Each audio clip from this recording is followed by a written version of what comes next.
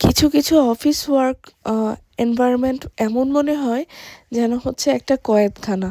যেখানে কথা বলা যায় না, কারো সাথে কোনো সম্পর্ক বজায় রাখা যায় না। যেমন কলিগের ভালো সম্পর্ক হচ্ছে বস পছন্দ করে না।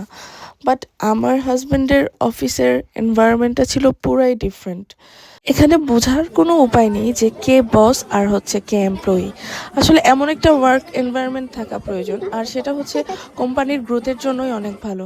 তো হঠাৎ করে সেদিন আরশানের বাবা আমাকে ফোন করে বলল যে তোমরা রেডি হও, আজকে আমাদের অফিস শেষে একটা অফিস ফ্যামিলি প্রোগ্রাম আছে, সবার ফ্যামিলিকে স্যার ইনভাইট করেছে একটা রেস্টুরেন্টে, সো তোমরা রেডি হয়ে চলে আসো। তো সেদিন ছিল বাহিরে একটু বেশ ভালোই ঠান্ডা ছিল। তারপরও ও বলল যে না, চলে আসো, সমস্যা নেই, বাচ্চাদেরকে কাভার করে চলে আসো। তো আসার পর দেখি এখানে সবাই বসে আছে, সবার সাথে আমাকে ইন্ট্রোডিউস করানো হয়েছিল। আর এই যে দেখা যাচ্ছে ভদ্রলোক কোট পরা, ওনাকে কেক খাওয়ানো হচ্ছে, উনি হচ্ছে এই কোম্পানির বস, আই মিন চেয়ারম্যান। তো ওনার বিহেভিয়ার এত ভালো ছিল। এই যে বাচ্চাদের সাথে উনি কেক কাটছে, বাচ্চাদের সাথে উনি খেলা করেছে, ইভেন প্রত্যেকটা ফ্যামিলির প্রত্যেকটা মেম্বারের সাথে উনি নিজ থেকে এসে এসে কথা বলে গিয়েছে, সবাই ঠিক মতো খাবার পাচ্ছে কিনা, সবাই খাচ্ছে কিনা।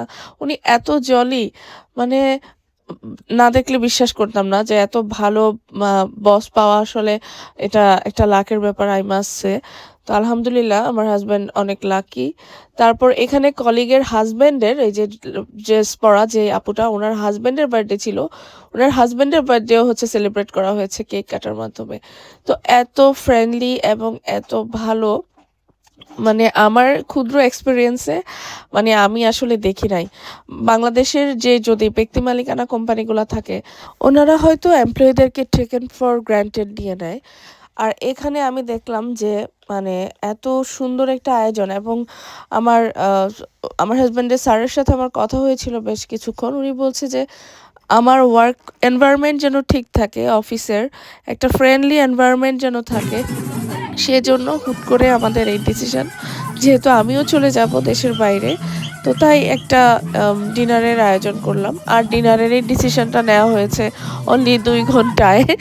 তো সব মিলে, আর এই যে এখানে হচ্ছে মার্কাস স্যার, মানে হচ্ছে এই কোম্পানির চেয়ারম্যান, উনি ডান্স করছে।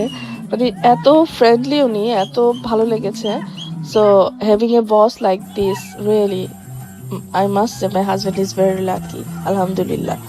তো সবকিছু মিলিয়ে বেশ ভালোই লাগছিল, সবাই ডান্স করছে আস্তে আস্তে, এবং উনি প্রত্যেকটা টেবিলে গিয়ে সবাইকে আনার ট্রাই করতেছে যে ডান্স করার জন্য। মানে কি একটা অবস্থা, দেখতে ভালোও লাগছিল, খুব মজা পাচ্ছিলাম সবকিছু মিলে। আর যাদের বেবি ছিল, ছোট বেবি, তারা একটু তো প্রবলেম ফেস করেছে, যেহেতু ছোট বেবিরা একটু কান্নাকাটি করছিল। আর এখানে হচ্ছে আরেকটা কলিগের মেয়ের সাথে আমার ছেলেকে ডান্স করতে দিয়েছে। আর আরশান খুবই শাই ফিল করছিল, ও পুরা রোবটের মতো দাঁড়িয়ে আছে। ইভেন ও হচ্ছে ওই ছোট্ট মেয়েটার দিকে তাকাচ্ছেও না, মানে ও খুব লজ্জা পাচ্ছিল। আর এখানে তো এক একজনের ডান্স চলছে, অনেকক্ষণ থেকেই চলছে। তারপর কিছুক্ষণ স্টে করে আমরা আস্তে আস্তে রেডি হচ্ছিলাম, যে বের হয়ে যাওয়ার জন্য প্রিপারেশন নিচ্ছিলাম। ও আচ্ছা, আর এখানে খাবারের অনেক ধরনের আয়োজন ছিল, এবং খাবারগুলো ভীষণ মজার ছিল। যেহেতু এটা একটা ইন্ডিয়ান রেস্টুরেন্ট ছিল, তো মোটামুটি খাবার মজাই ছিল। তো আমরা আবার বের হয়ে গেলাম। আবার দেখা হবে নতুন কোনো ভ্লগে। ততদিন ভালো থাকবেন, সাবধানে থাকবেন। আল্লাহ হাফেজ।